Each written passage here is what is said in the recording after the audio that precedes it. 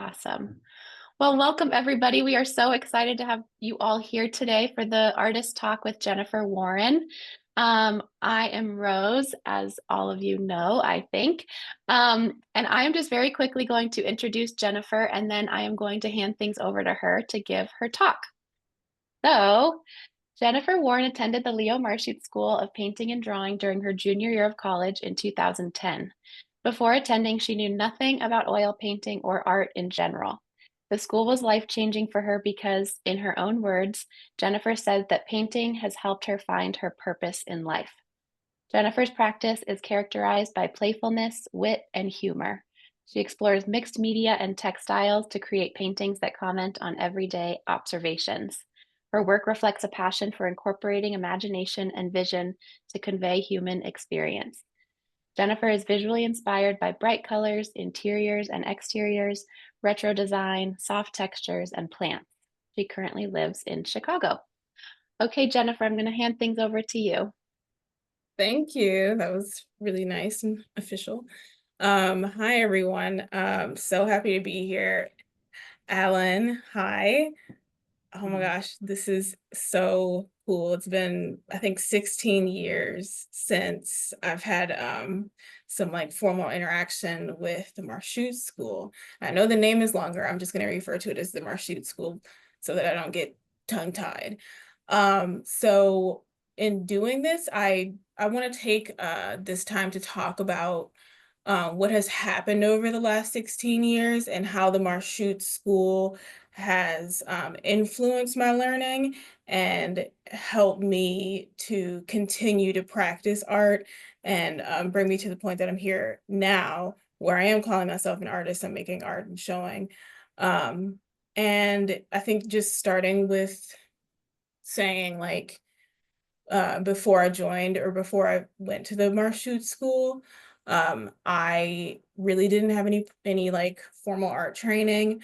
And I was like interested in art and I wanted to be an artist, but that was kind of not allowed in my house because of the stereotypes of being a starving artist and not being able to make money. So my parents forced me to get like a regular degree, business degree, but somehow I was able to finagle my way into the Marchutz School, and and I still got it to count toward my degree, which was really important. And everything worked out. I graduated, and I was able to gather so many tools to continue learning from my experience at the Marchutz School. So I'm just going to share my screen. I do have some slides. And I'm just going to start from the beginning, early on. So I think you guys can probably see it by now. Yes, we can. So starting out, I think I was like, one of those kids that like to draw a lot. I thought details were really important. I wanted the light and shading, everything to be perfect, and it's taking forever to create anything. And I think these are good examples of how that used to be prior to coming to the Marchutz School. Um, Getting there, it really pushed me to be looser with the drawings, and the program started with figure drawing. I think we started in late winter, so we weren't going outside yet. So it kind of begun this way, and it was challenging because the time of the drawings were so quick that I'm like, wait, I can't do what I want to do with all this, and it's like, how do I figure it out? And so, I think being challenged, but like not being told exactly what to do was helpful because that allowed me to figure out how to get to where I needed to be within that time frame without too much instruction. And I think that carries over into like how I continue going along. So I kind of see my time there at Marchutz as like a blueprint for how to teach myself things and like building a foundation and a process that's repeatable, that allows me to reach discovery with what I'm doing. I would say that whenever I felt like disconnected in my practice or lost, and I think most of those challenges come up with like location changes or space. And I could always go back to this foundation that they presented during that semester and get back on track with what I was doing. Um, and so we started with figure drawing, then we went into copies. And again, I'm just practicing how to get things done quickly, but also bringing out the details through using the negative space, and the same with light and shadows. And so like it's like they showed us how to begin to look at the drawing as if it's the painting. So that I think that's something I really remember, is being told that drawing and painting are the same thing, and trying to like really understand that. Um, and that time. But I think with the copies, I realized, they always say copy the masters. And I realized through doing the copies that there's certain things that I'm learning from the artist that made the painting originally, that, if you're looking at the painting, you notice something, like you notice, oh, they did something really interesting with the light here or the shadow or with this negative space. When I do that through copying it, I learn that skill in a way that I can then repeat. Um, and so I really got more into the copying even after leaving Marchutz. But these are just some more examples of what we did there, and some of the quick sketches that we did there were copies of some of the paintings and drawings that we had studied. I think this one was a final one. I do remember this drawing because it was like the fastest one we had done. And I did it with another student, so that was really cool. And so I think like I was able to progress pretty quickly, in my opinion, from where I started with like the super detailed to like just getting it in, getting the essence of what I'm trying to put on the page. And so that was really helpful. I think at this point we must have moved on to landscapes. And I feel like, with the landscapes, this has got to be the most memorable part of the experience, because it's when we started going outside and like getting time to bond with each other or talk to each other as we're learning things, and like walk around and just have the freedom to like figure out what we're seeing, and just spend like that time not pressed, where we're figuring out what we want to paint and how to frame it. Um, and also, there was, of course, copying some landscapes, and that's helpful for the same reasons for me. So let's see. These are just some examples. So this is my very first oil painting on cardboard, of course, because why waste canvas? And I was like, okay, wow, this is completely new territory. This seems a mess. Like, it's nothing like what I had thought it would be. But I also was like, but it's there. There's something there. And the process was fun. Um, and so I was into it. And during my semester, we went to Venice, another like once in a lifetime experience. Been lucky to go back, but Venice can be a little intimidating when it comes to being out there by yourself in public, and you're drawing and you're like, trying to take everything in. And I have to say, some of my drawings ended up halfway done or partway done, because I'm just like, okay, maybe I just walk around a little bit. And then that takes a couple hours, trying to find, a good spot. And I spent a lot of time with Mary and Charlie walking around Venice. So that was definitely a highlight for me. But eventually I feel like, I found a spot, started something, and I still wasn't super confident with oil painting, so I did a lot of preparation to build up to doing a painting. So I was out there for hours working on one thing, which started with a drawing and then became a watercolor and then an oil painting.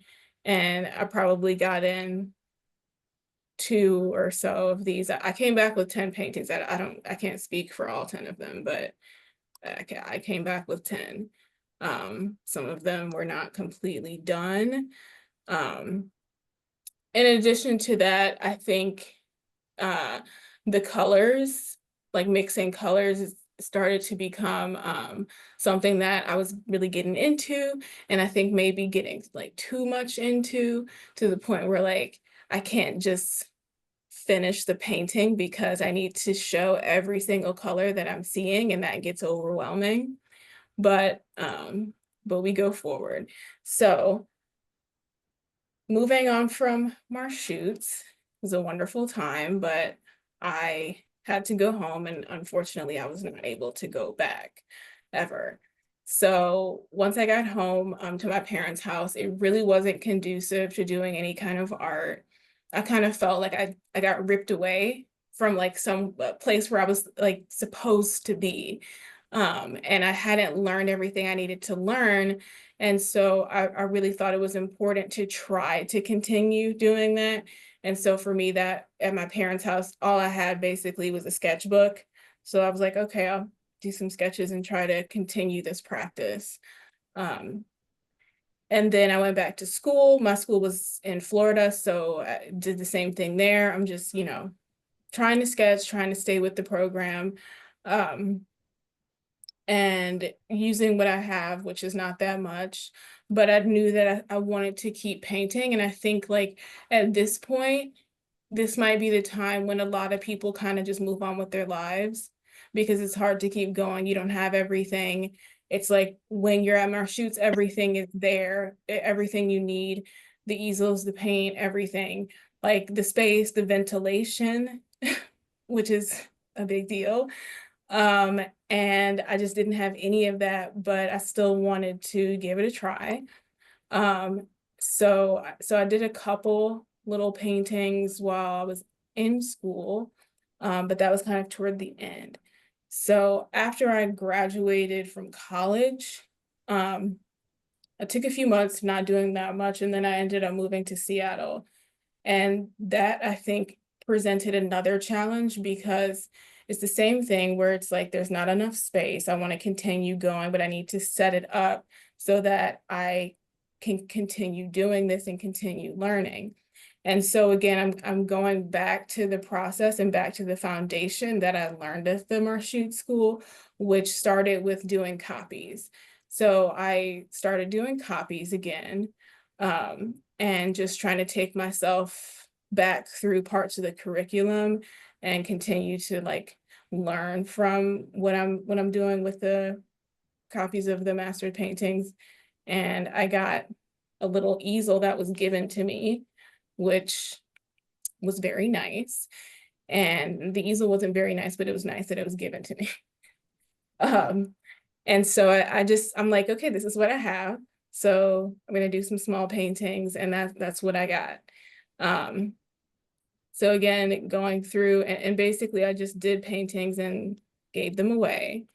Because it was just kind of like I'm just trying to continue to learn things and take away things from making these copies. And this is kind of just something I do after work. At the time I was working in a coffee shop and I was tired all the time. And so I would go to work at like 4 a.m. and then come back and then sleep and paint. And then, I had a relationship, so that was the thing. Um, but I thought, I'm going to continue doing this. And I felt like my confidence was starting to build up. Um, and so I was like, okay, I'm going to give myself uh, another space to move into now, beyond the copies. So I set myself up a still life, and I'm like, okay, this is okay. This is working. And that made me feel more confident. Um, And then I moved on to again doing landscapes. So I think at this point, and I feel like this is really important, is that I was able to travel a little bit and see some things. And I think like I didn't realize how critical that was until I did it and came back. And I'm like, I have these images in my head from my experience here. In this case, it was Peru. And I want to recreate that, but I'm not there. So again, like I'm using what I have, which is just photos. So this was about the time when I started just using photos as reference materials. Also, I didn't have a smartphone, I had a digital camera. So things are a little bit different, but still, um, I was being as resourceful as I could. And so I used those to make photos, make paintings from the photos and continue to like try to get out in nature and go places and bring that material back.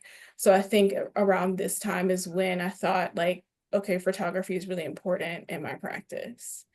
Um, and it's like almost another thing. I don't consider myself a photographer, but I do enjoy taking photos, and a lot of times I take the photos with the thought that like I want to make some painting out of this. Um, and these paintings are also they're still studies. Um, it's like I'm looking at it and I'm seeing the photo and I'm just thinking like how do I make water in the way that I'm gonna make water? And so still like trying and continuing to incorporate the things that um, I had learned previously, like the light, shadows, and brushstrokes, and just trying to continue doing that. So, still painting from photos. I had a ton of failures. And every time I made a painting that I was like, this doesn't need to see the light of day, I just painted over it in black and then made that into a nighttime painting. And that was a good way to conserve resources. So I think after being in Seattle for about a year working at a coffee shop, I had a big life change. And every time there's a life change, things get difficult. That poses a challenge. So I broke up with the person I was seeing then and living with and had to move into a little tiny studio by myself. And it's like space was a challenge, but I kind of thought, okay, I want to be purposeful and intentional about this. I want to keep going. So I went back to copying from the masters. Um, and kind of just like in my head, it's like, I'm feeling um kind of like out there in the wind.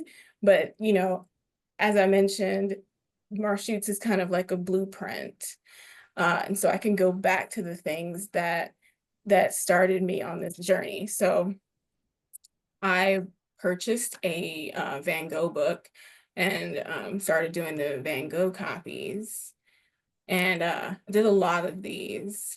And I think it showed me a lot of different things about structure of paintings, like with the foreground and movement, and learning how to use the negative, like the white space, to convey detail. Um, so these were definitely a phase, and the colors also. I think the color palette that Van Gogh had was a really beautiful color palette, and I liked making those colors. These don't match, but they're close. Um, and like, for example, with this one, it takes a lot of restraint for me to like not try to make every single blade of grass. So it's like a conditioning in that way so that I can continue to use that skill and I'm getting what I want to get out of the piece. It's also a practice of like, foreground, middle ground, background, and seeing that and then trying to reproduce it. So I got a little carried away with the grass, and I'm still learning oil painting. So that means dealing with some muddiness, um, and trying to overcome that. Um, but it still helped me build up my confidence enough to go back outside and do some more drawings out in nature whenever I could. And I kind of got to a point where I'm like, all right, if I want to make paintings, I think my process is I go out, I take the photos, I bring the photos back, I use the photos as reference material for the work. Um, so I started doing that pretty regularly, and that worked out.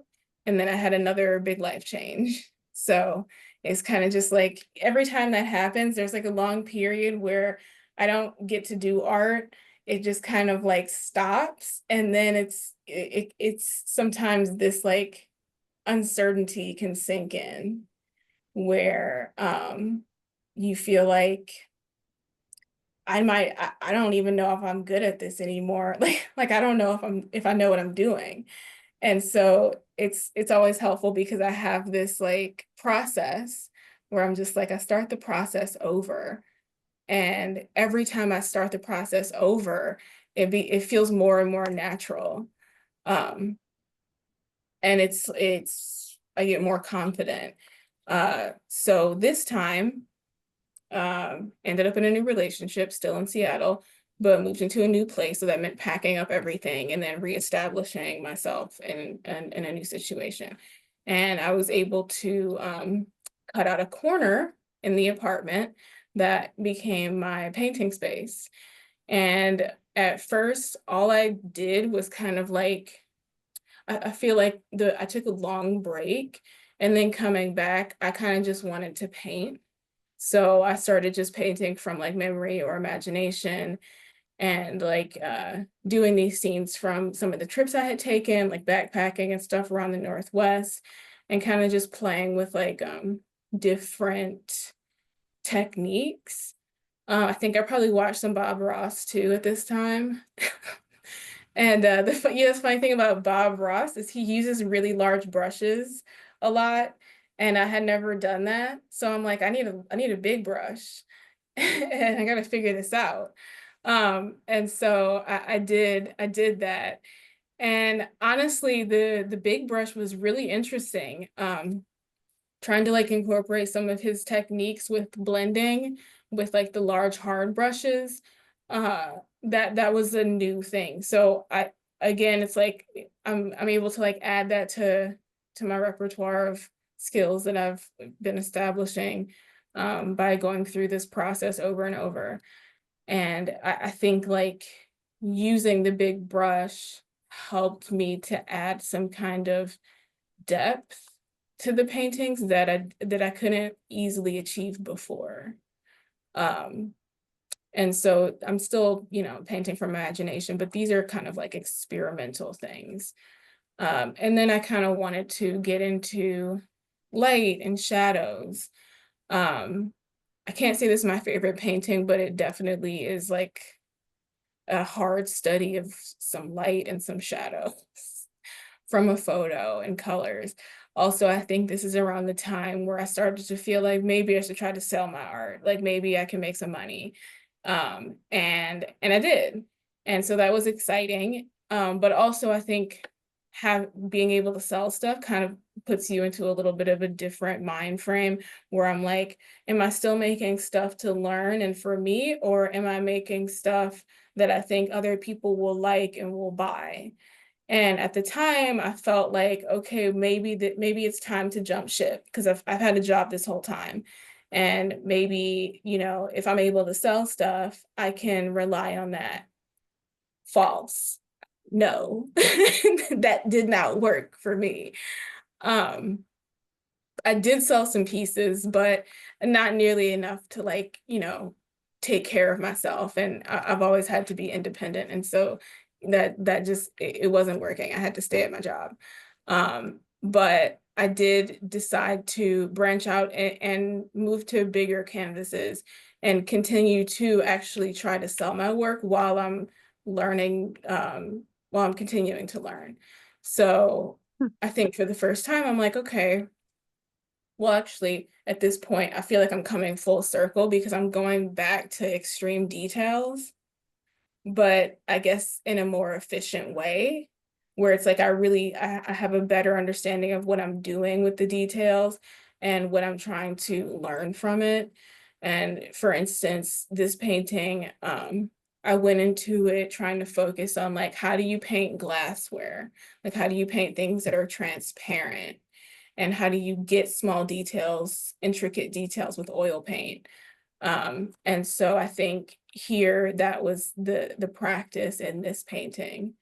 And luckily I was able to sell it, not quickly, but it's like, okay, it's working. Um, and then again, moving back to landscape and incorporating some of the large brush technique, also establishing a clear foreground, middle ground, background. And what I wanted to do is I'm like, I like clouds. I want to learn how to paint clouds. So this is a good example. It's in the clouds, like far back in the back.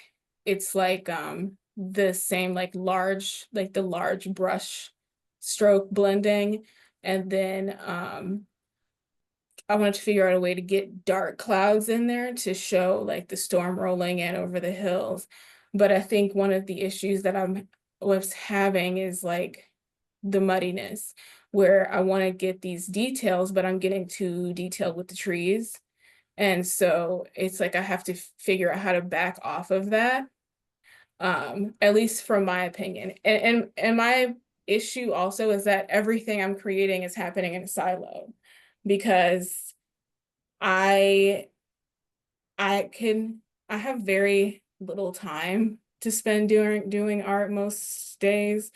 And so I think at a certain point, it kind of comes down to like, do I want the community and like the social aspect and everything, or do I want to spend my time that I have making the work? And 9 times out of 10, I just choose to make the work. Um, and so that's kind of how things went. So yeah, I wasn't able to get like solid feedback from anyone, just kind of what I'm seeing myself. And that can be hard, but I can also be very critical. Um, so I think things took a long time, but I did see progress. So I had another life change. That relationship I was in ended, and I had to pack my things up again. But this time I moved to Chicago. You see how relationships can kind of mess things up. But Mhm. um, no, I'm just kidding.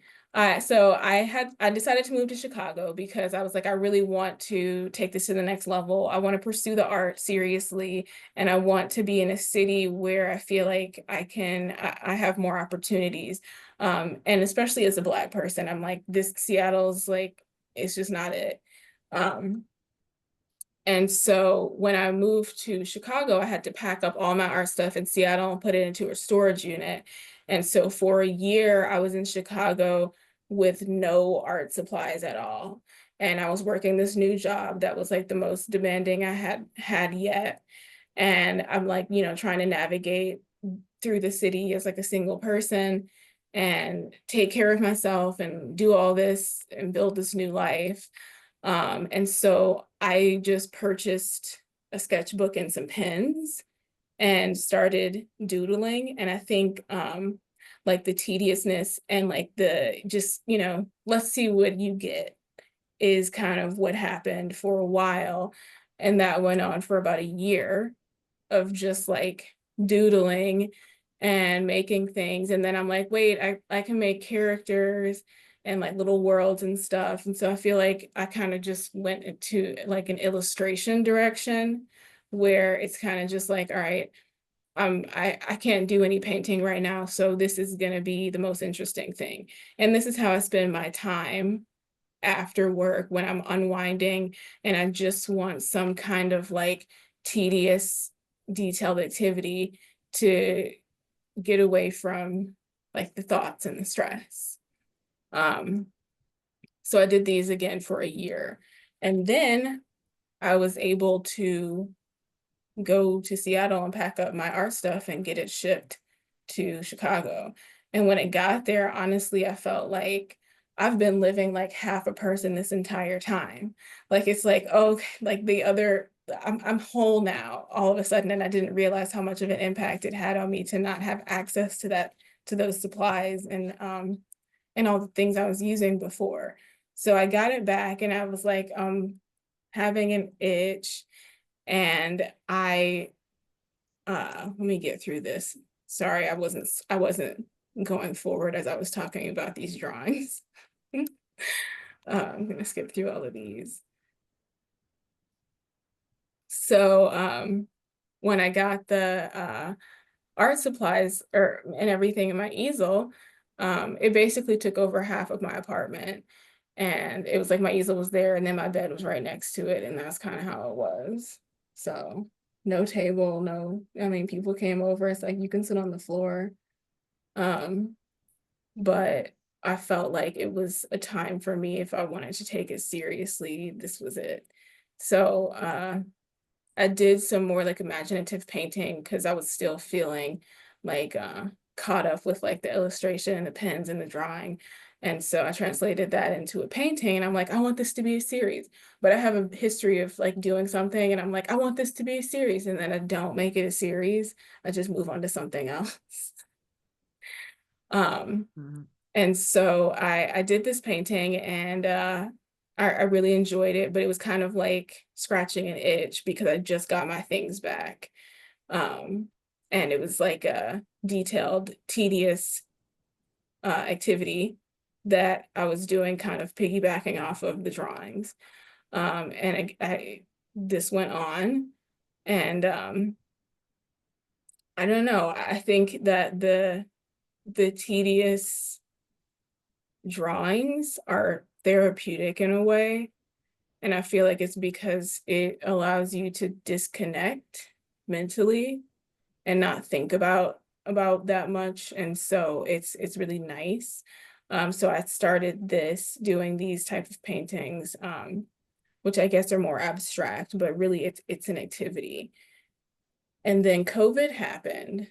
Um, So that made things really interesting because all of a sudden I'm stuck inside and I'm like, I have everything here I need to make artwork, and I'm at home all the time. There's no FOMO because literally nothing is happening. And I like, this is the opportunity that I have to actually make some things that I think maybe are conversation worthy. And everything, I mean, we were all there, and it was like a lot of social unrest. Um, and I say we were all there, and I'm like, no, we weren't. I mean, we weren't all in the same location, Mhm.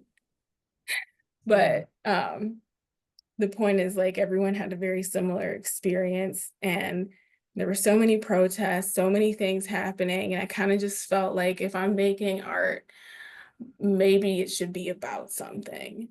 Like maybe I should really focus and try to be intentional with it and try to make something that is like a conceptual and that has meaning.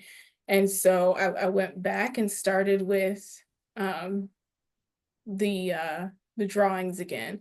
So I did a self-portrait, and I decided, okay, I think I'm going to start with the self-portrait. And I hadn't done that ever, I think. And so I didn't even realize I had not been painting people. And so like I'm like, okay, maybe I should paint some people. And I feel like at around that time I started getting inspired by like Amy Sherald and Bisa Butler, Kehinde Wiley, especially. Like I went and saw his paintings, and just the enormity of it is like overwhelming. They're so powerful. Latoya Hobbs, and like all of these Black artists that I feel um, were kind of like paving the way. And I think studying them allowed me to like pinpoint some of the things that made their work so impactful. One of those things is size, but also that it's like you're putting people in your work and it's starting a conversation. And so so I wanted to practice painting a person, and I chose myself. So I did this drawing. It's horrendous in my opinion. I was just like, what, how is this gonna go? This is scary. But it's COVID, no one's in here. It doesn't matter. If I make something bad, I could just paint over it. And I ended up getting this painting, and I'm like, okay, this isn't as bad as I thought it was gonna be. I actually enjoyed it. And I did incorporate some of the things I taught myself from the copying. For instance, oops, let's see, like with transparency of the smoke here coming off of the incense. I feel like that was something I had studied through making some copies, and also doing some imaginative painting. And same with the carpet. Like this reminds me of like the grass in the Van Gogh painting, where it's like, don't get carried away, let there be light, because that adds to the detail. And I don't need to be detailed with every single thing. For instance, the couch, it's like, it's there, it's a prop in the background, it's not the main focus. I don't need to like pour my heart and soul into the couch and put every single color in there. But this painting was also practice with like learning how to do folds and like shadows and clothing, which I had not really done before. And so that was like an undertaking, just kind of looking at that and trying to repeat how that's done. Also with the hair, it's like another thing for me where it's like, okay, I'm trying to portray something really detailed, but in a simple way. So it's like I'm using a simple technique, but the result looks very detailed. And then I got excited, so I wanted to paint my friends too. And I'm just like, let's let this be a series. Uh, and again, I'm like, okay, I gotta have some transparency. But I think with this painting, it's like I want to bring some weight in with like the balloons, and they're filled with just air, not helium, so they're hanging. And also focusing on texture, like the chair, and again with like some of the folds in the robe, and also perspective on the fireplace. And so yeah, I still feel like most of these paintings are still just me learning what I'm doing. But also I think I have this like this need to just do do whatever sometimes. And so I don't know, I had an idea and I'm just like, why not? I've got time, I've got supplies, so I can kind of mess around. And this was another kind of self-portrait, but it was like like imagination self-portrait. And I did some different techniques with the flowers because I wanted there to be almost like a wallpaper background. And I felt inspired by Kehinde Wiley, and I'm like, I want flowers in my painting. So so I made this with the flowers, and I actually created a stamp of the rose to make it congruent through the whole painting. And so I used that stamp to put them down in white, and then I went back and painted each one separately in purple. And so I think it was kind of like a cool way to branch out a little bit and do something different, but still not too different. So still just doing that. At some point I started getting focused on interiors. I moved into a larger place. I moved into the place I'm in now, and I have this whole room in the back. And again, I kind of thought like, okay, I need to make some stuff. I can still like work on honing in on certain techniques, but I feel like I need to make things that I can sell. And so like that was part of, creeping in, is like, okay, you have to actually make some money at some point. So I started making these interior paintings. And this one actually became a book cover. And also walking around my neighborhood, which is like a mostly Hispanic neighborhood, and taking photos to use as material. Also, at the same time I'm doing this, I'm like, okay, I want to do the portrait project. So I started taking photos of my friends and family members, like important women in my life. I'm like, I want to do an actual series for once.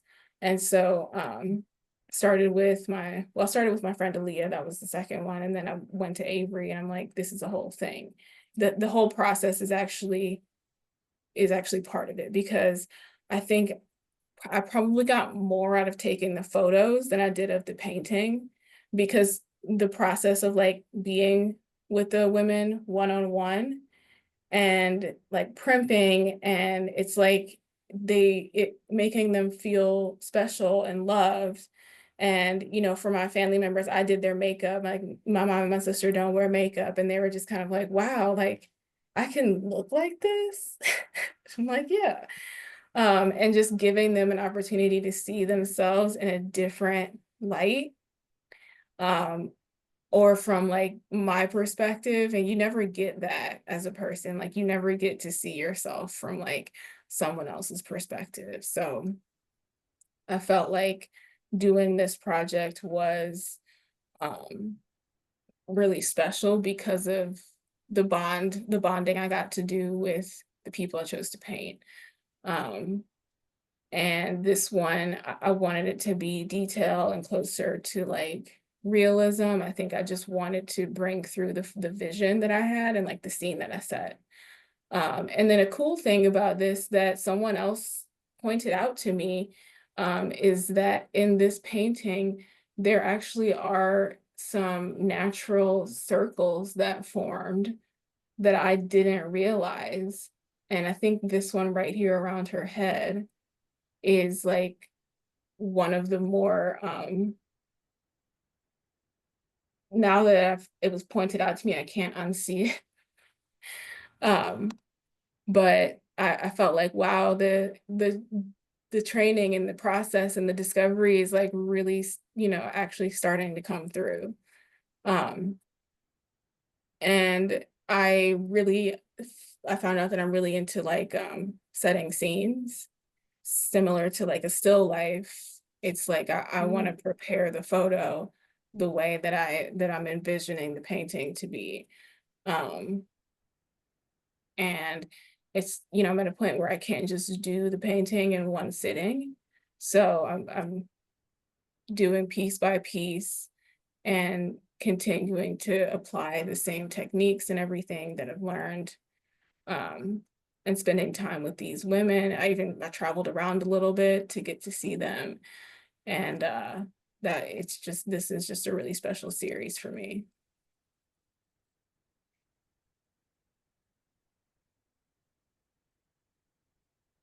And this is my mother.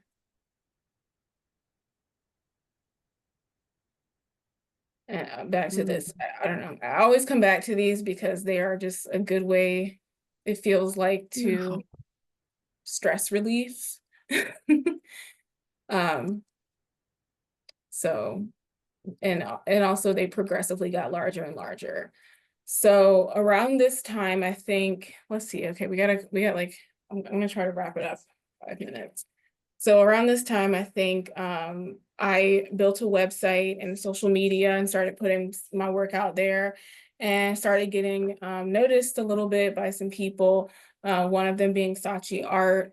And all of a sudden I got an email that they wanted me to be like, I got an award at like the Rising Star 35 under 35. And I'm like, whoa, cool, where did this come from? I didn't even know 35 under 35 was a thing. And I did my first art fair. It was my first and my last art fair. Nothing against art fairs, no offense to art fairs. It's just as a single person with no car and large paintings, it's very, very costly and time and energy consuming. But I think I nearly broke even. It was a cool experience. And if I ever do it again, I'm gonna think long and hard before I decide to do it. Um, but that was an experience, and it got me out there again. And I was able to be on a news interview from the art fair. And eventually I got contacted by a casting director at MTV. And so they partnered with the Smithsonian, specifically the Hirshhorn, to create this artist competition show.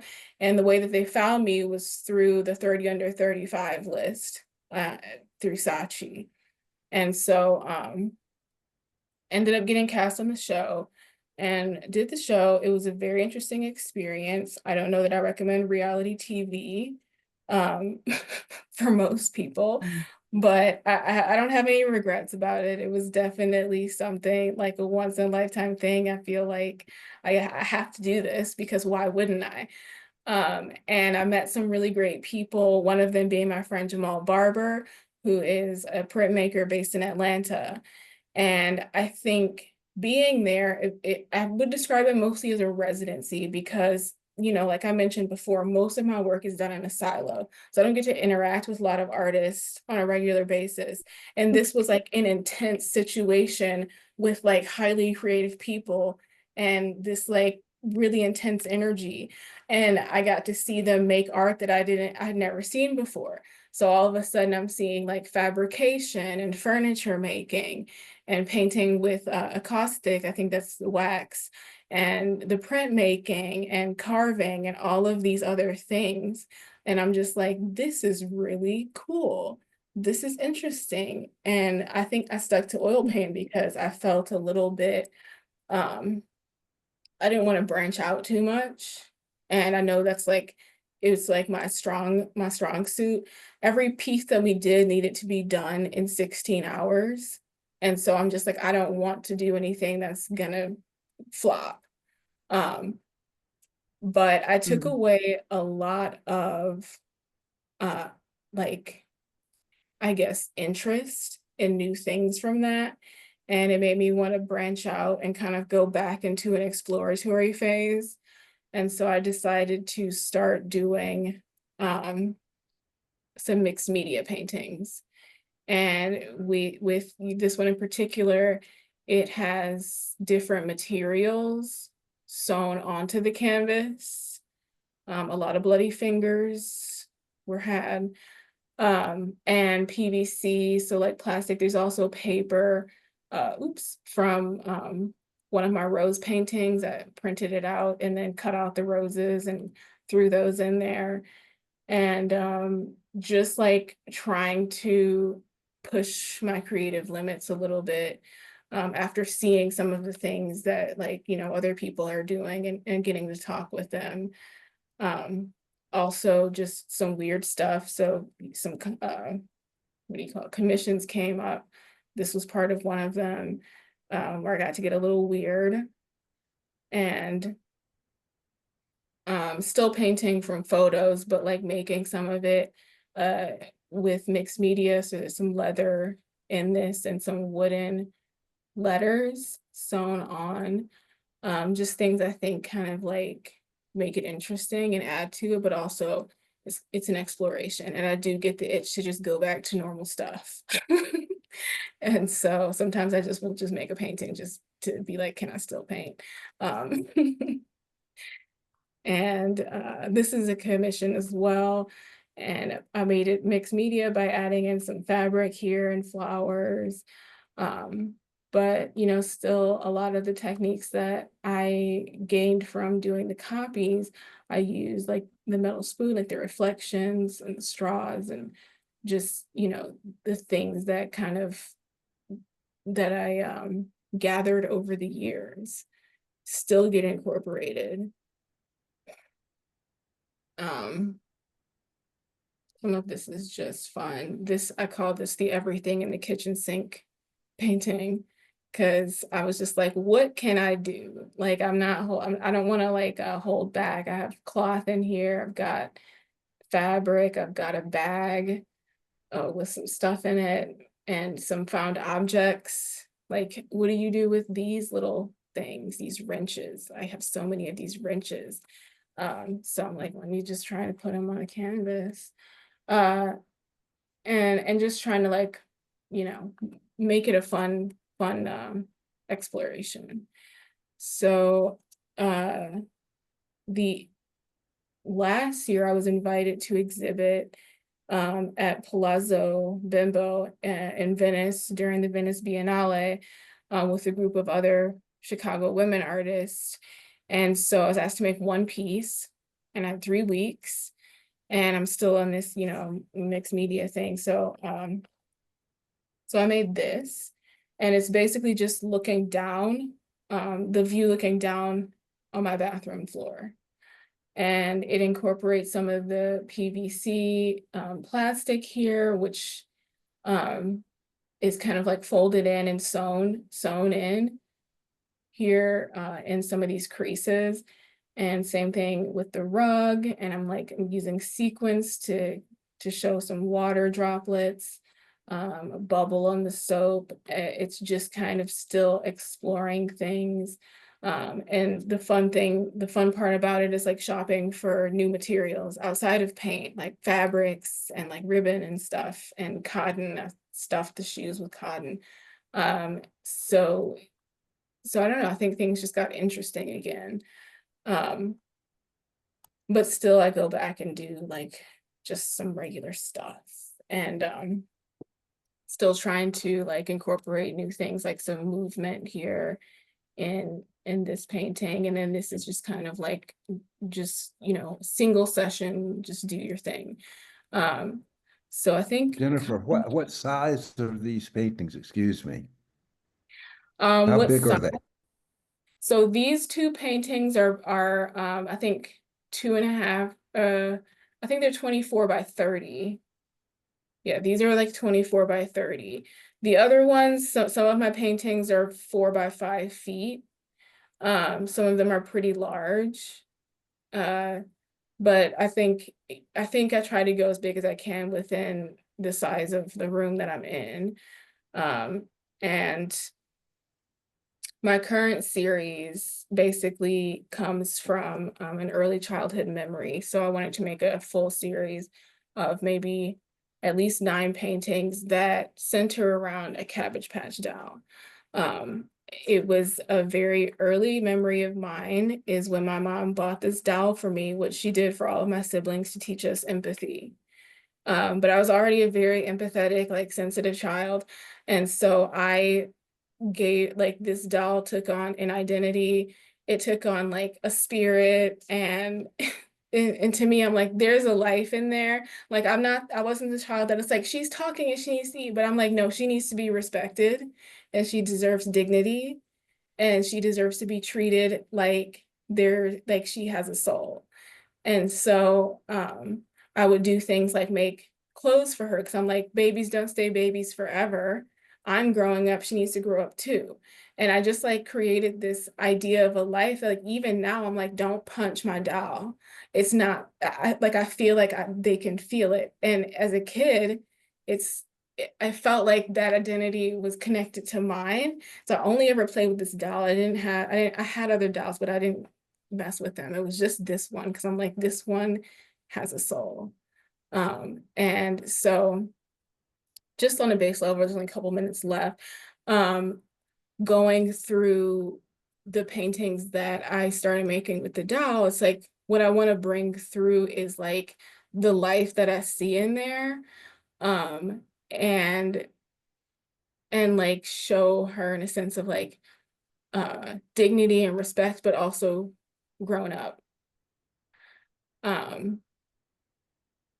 So I put her in these places, and like this is just an example to just like, you know, I still use the techniques and everything that I learned at Marchutz with like color placement and light and shadow and doing that to build the depth of the painting. Only now I have a mop brush, which I didn't really use before. So kind of like similar technique, but just more blending. So I kind of go through all of these, and like, for instance, with this one, you can see here, like this little bookmark sticking out. Like, this is definitely, in my mind, like a takeaway from Marchutz. These kind of like simple details, but a lot comes out of it.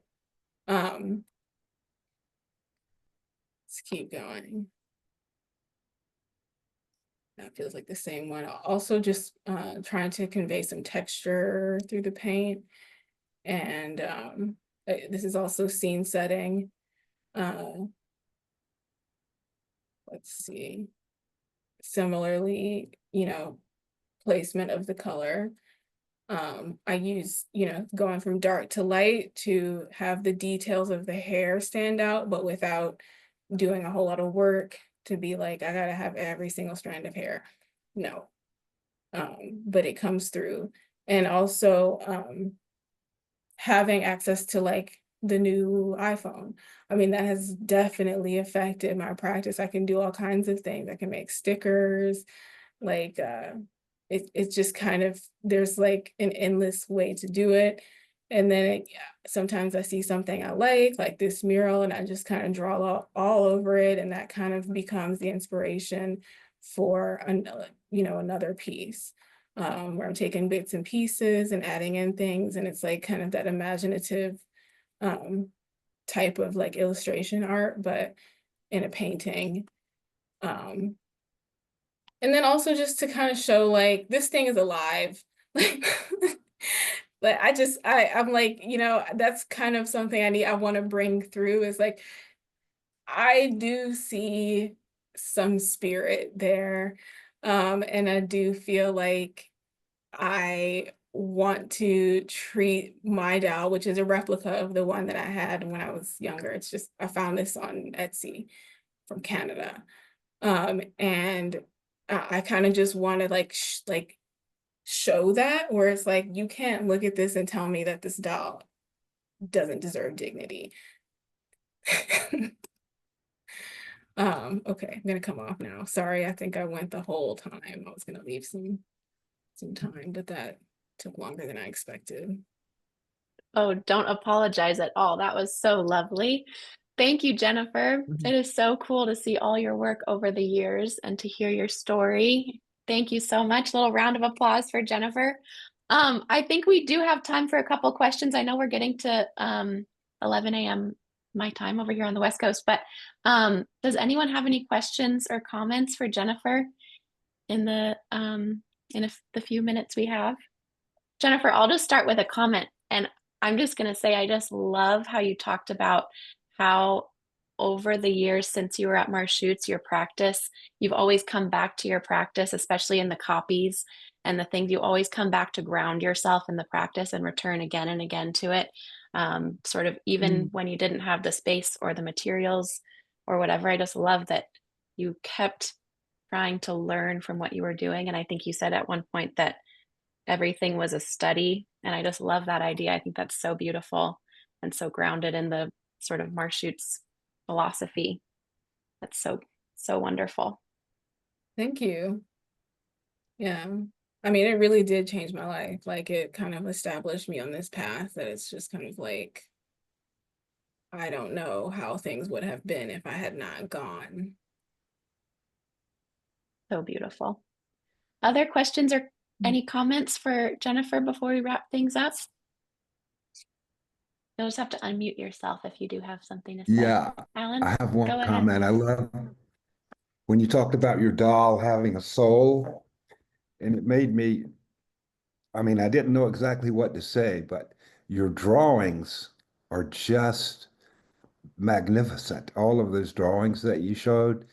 So I hope you don't give up that drawing discipline that sort of when you start over again, but there's something really beautiful in your drawings and how they because you're a colorist and they translate color in a particular kind of way.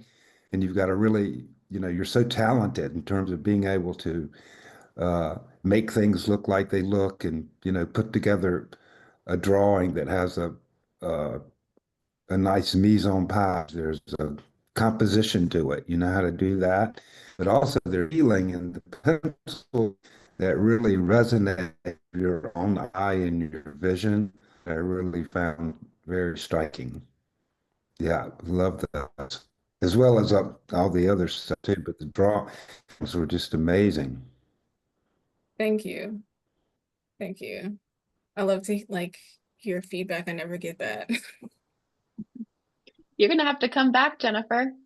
Sounds like you I might need to want come to. to Venice. I wanted to come back immediately. Of course. But Well, we yeah. can talk about it. We'd love to have you back Can I say anytime. something real quick? Go for Just it, Nick. because Rose mentioned Venice, there was one Venice drawing in there. Alan was talking about drawings. He's absolutely right. It was so nice looking at drawings again, like drawings done like with the Marchutz school.